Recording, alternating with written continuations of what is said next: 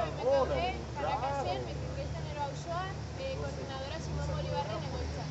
Hemen atzean ikusten den eraikin hau, Iraultza Bolibartarraren aurretik, polizia komisaldegia zen, eta bertaz torturatu egiten zen eta baita erailketak ere. Iraultza Bolibartarrarekin batera, koordinadora Simon Bolibarrek espazioa okupatu zuen eta berreskuratu zuen herriarentzat.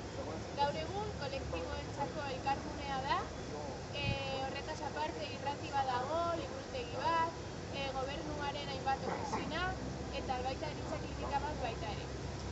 Koordinadora Simon Bolibarrek hainbat kultura ekintza antolatzen ditu eta baita ere formakuntzarako mintegia.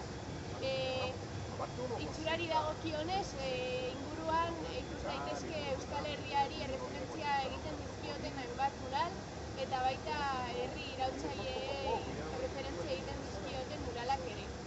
23 de enero auzoari dagokionez,